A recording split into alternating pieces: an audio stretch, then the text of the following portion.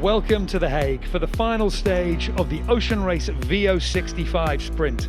Awaiting our sailors is a 2,200 nautical mile chess game, but before they take that challenge head on, it's a chance to say goodbye to a city which welcomed our teams in from the last stage.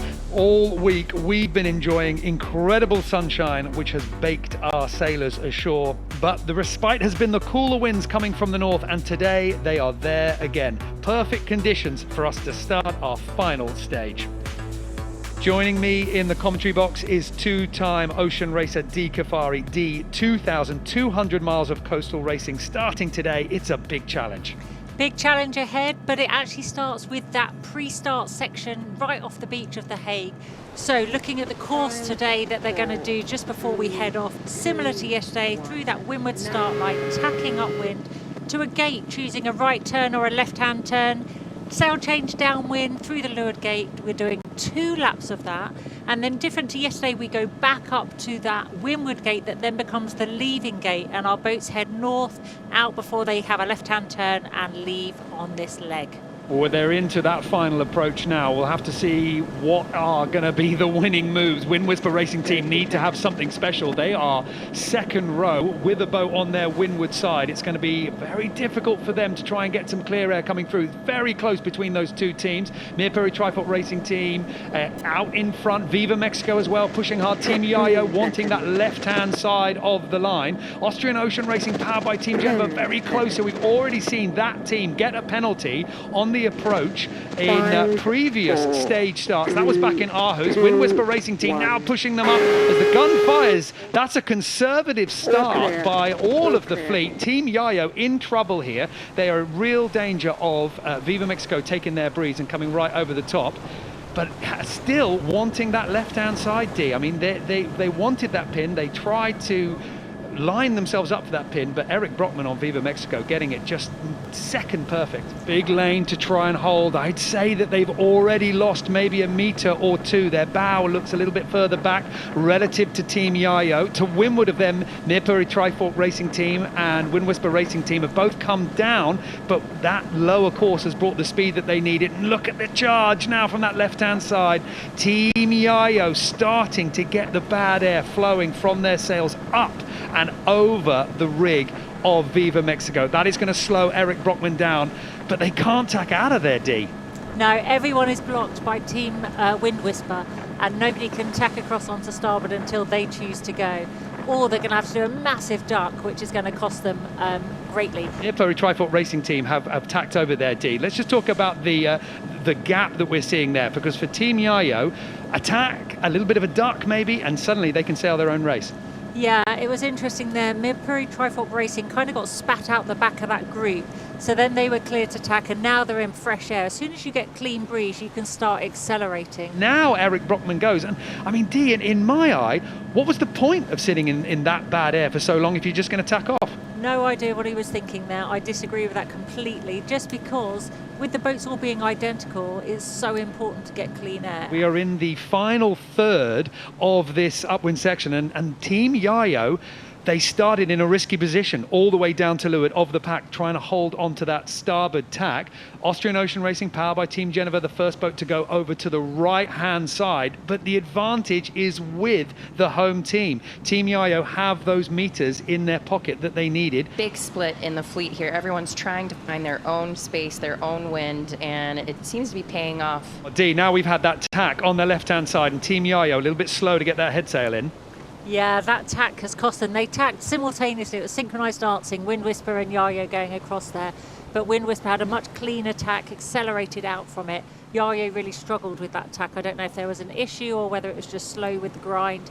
But they've lost a few metres there. Any gain that they had, they've lost it. This is the crucial moment. We are now coming up to the windward gate at the top of the course, and Team JAJO are the windward boat. Coming into this mark here, they will be able to ask for room, but all that time they are relying on WindWhisper Racing Team giving them barely enough space to try and manoeuvre around this mark. It's not just attack, it's going to be attack, a barrel and a big turn. WindWhisper Racing Team now going for an aggressive luff. This is them trying to shake off Team JAJO before they get into the final protective ring of this mark. WindWhisper Racing Team being aggressive, just outside the mark zone. It's not enough to break that overlap, so Team JAJO with the right of way coming in. As the camera pans around, you can see it's still these two boats fighting out for the lead. That left-hand side of the racetrack being where the winners are coming in here. Team JAJO now going for the tag. WindWhisper Racing Team happy to split. They're sailing off to the other side, and Team JAJO going with them now. The bow staying high. Jelmer van Beek is obviously looking for the bear away, and on the inside of the Polish boat. This is match racing at its finest here. WindWhisper Racing Team now goes for the bear away. Team JAJO will bear away in second place, but looking to get on the inside of this next downwind section as our three other VO65s are coming round right behind this battle for first place. WindWhisper's got their code 0 in the air, so they're going to deploy that, and JAJO's gone for their spinnaker. So they'll be sailing slightly different modes now on this downwind leg. This is going to be crucial here. Sarah, the positioning for Team JAJO, they wanted to get on the inside. Now we see WindWhisper Racing Team jibing. They don't want a boat in there. Yeah, and it'll be interesting to see the difference between the masthead 0 and the kite here in terms of speed, but it's also just makes it a bit trickier on the race course in terms of putting things up, getting it deployed, and jibing with these boats. Viva Mexico here, also with the masthead code 0, but D, very slow to get it fully out. I mean, I would say, D, there is a little bit more speed on those boats closer to the shore. That speed is being measured over the ground, so potentially a tidal difference. Yeah, and if that is, then JAJO's made a great call there. Also, what's interesting with their spinnaker, they'll be sailing a much deeper mode, a more VMG mode, with the bigger sail area. So it'd be really interesting now if they can make that gain down towards that gate much better than WindWhisper, who's going to sail high just to keep the boat speed with the code 0. I'm really enjoying, Sarah, I'm really enjoying this battle of wits, this game of, is it better to use the spinnaker now? Is it better to use the spinnaker later? And this will have all been planned out, all the possible pros and cons discussed before the race. Team JAJO trying to take the lead from WindWhisper Racing Team. They have been the boat, the local team, that have been able to find the best route through the tide and through the wind, certainly in the import race, and it looks like they're doing it again. D, that jibe now from the Polish boat, and I'd say big advantage to Team JAJO. Yeah, and I think it's just this moding with the different choice of sails. They're working really hard on board. They're going to have a strategy, and it wouldn't surprise me if after the next windward leg we see a spinnaker come out from them. Now the two white marks there in the middle of your screen on the right hand side, Team JAJO coming in full power with that A4, that downwind spinnaker. They've gone for it nice and early, a good clean drop so that everything's clear, and they can then get the sails in and focus on the upwind. So they may have gone early, but I think that was the right call to do to make sure this rounding is as clean as possible. It's all going to be about this right-hand turn at the bottom of the two white marks. WindWhisper Racing Team with a slightly ugly furl on that masthead code 0, but it is away, certainly for now. Right behind them, Austrian Ocean Racing, powered by Team Genova. They're dropping their spinnaker right on the stern of the Polish boat. The red hull is close to that white mark, and we might see a little bit of a gap opening up here if Gerwin Jansen can turn the bow and have the courage to go in there. But it looks like Daryl Wislang on WindWhisper Racing Team has managed to shut the door. So second place here for WindWhisper Racing Team. And here we've got quite a really nice clean mark rounding from Viva Mexico from on board. You can see how close they passed that bottom gate there. And they again now are sat in rubbish air from the boats ahead. Team JAJO are pretty much halfway up the track already. The majority of the racing opening up this second lap has all been about the left-hand side, but WindWhisper Racing Team and Viva Mexico have now tacked over to sail back to the middle. But there's one more boat that we still need to pan to, and it's 300 meters in the lead. Team JAJO, 300 meters after one lap is still very impressive. Team JAJO are absolutely showing that if you have been racing, training in this patch of sea right here, you know something that the other boats don't. Well, it's just a confidence level, and we've really seen that from this very young team that are really executing everything very well. They're very confident in where they are, what they're doing, and what the plan is, and this hopefully will buoy them to take it on for the rest of the leg. Looking at the angle that second place WindWhisper is making up to that windward gate, I would say that it's the other mark that's actually favoured further downwind. But for WindWhisper Racing Team, taking that would mean an extra tack, and they've got the Austrian Ocean Racing powered by Team Genova, that team right behind them in third place. There's an aggressive tack between these two boats, but for Austrian Ocean Racing powered by Team Genova, Gerwin Jansen, the skipper, will be very happy here, Dee, that he is on the heels of the boat which has set the pace in this edition of the VO65 Sprint.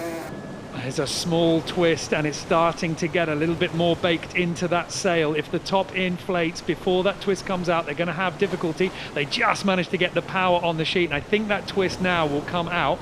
It's just agonizingly holding on for the last little bit. See there, as we saw Mexico around that mark there, they deployed as they turned downwind, which is definitely the advantage. But as we've seen before, the Spinnakers gained on the masthead zeros in the last lap. So let's see if Austria can make it work for them on this lap. Coming up to the jibe, coming into the bottom, and D, look at the depth here for the Austrians. That's a really impressive piece of positioning. It's all about doing the least amount of manoeuvres possible. And as you see, WindWhispers realise that they need to come across. Jajo's trying to cover them, but the Austrians are reducing them a number of manoeuvres because they're sailing such a lower, deeper mode, which is gaining all the time. I mean, that was an aggressive jibe from WindWhisper Racing Team. They looked like they came out of that jibe and they came high to absolutely make sure that Austrian Ocean Racing, powered by Team Genova, would have to come up themselves to clear. Breeze just starting to turn a little bit here, and I think it's played into the favour of WindWhisper Racing Team. They are starting to make some good progress down towards the left-hand side of these two white marks, the bottom gate. Team JAJO going across the bows of the Polish boat. They want to close off any opportunity of WindWhisper Racing Team making that right-hand turn. I believe it's going to be a right-hand turn. They're certainly closer to that mark, and they have started now to furl up their masthead code 0. Behind them, WindWhisper Racing Team hoisting the J1. They are getting ready to make their upwind move. Austrian Ocean Racing by Team Genova, they are leaving that spinnaker up. They want the power from it for as long as possible. Now they release the tack, and now it is time to get it down, but they wanted to keep it pulling for as long as possible. It's a good furl for the leaders, at least for the moment, in first place. Team JAJO now around the bottom of the course, and they know they're going to have to fight pretty hard on this last push up to the top, harder than they fought last time. And WindWhisper Racing Team here, Sarah, now they are splitting off, so a little bit of a headache for the tacticians on Team JAJO. And Austrian Ocean Racing, powered by Team Genova, following the red hull out to the right. Now we've got this battle for 4th and 5th coming in here, with Mirpuri Trifork Racing dropping their kite and Viva Mexico hoisting their J1 and furling the code 0, coming into the gate together. The pace is actually with Team Mexico here. We're going to be able to see now the advantage of not using the spinnaker, because the maneuverable options are with Viva Mexico. You could see there as they were hoisting one sail, furling the other, the helm, the skipper can just simply jibe the boat around, put that pressure on Mirpuri Trifork Racing Team, and now Viva Mexico could easily decide to go to the other mark, but they can force Mirpuri Trifork Racing Team to make that right-hand turn. I think that's exactly what's happened here, D. Viva Mexico and Mirpuri Trifork Racing Team are going to be rounding simultaneously. So it's a gain for Mirpuri Trifork Racing Team, but Viva Mexico did put them under pressure at the bottom. Jordan the bow on Team JAJO, working pretty hard here, ready for this hoist. And D, this is great. For this boat, they did really nicely in the import race. This is, you know, with their spectators and their fans ready to cheer them on, and they have proved that it wasn't anything to do with luck. This is skill. I think there's a lot of tide out there as well, because WindWhisper Racing Team on that turn seem to be skirting sideways past the mark. They're a long way above that mark for that turnaround now. I know that they've gone a little bit further. Don't let your eyes fool you. The person just falling off the back of Austrian Ocean Racing, powered by Team Genova, is actually the jumper, just jumping off before this leaving gate. So now they're going to be getting into offshore mode and stacking on the windward side. Yeah, super nice start, eh? Nice ending positions. There's so many people outside again. Well, the day keeps amazing me, eh? And first place, so good job on the crew. Let's send it to Genova. This is exactly how you want to be starting this journey, and the fans and the spectators pushing you along is a great way after working so hard to earn this lead. Yeah, my thanks to all the commentators and the team here for bringing us an incredible race so far. 2,200 miles left to go.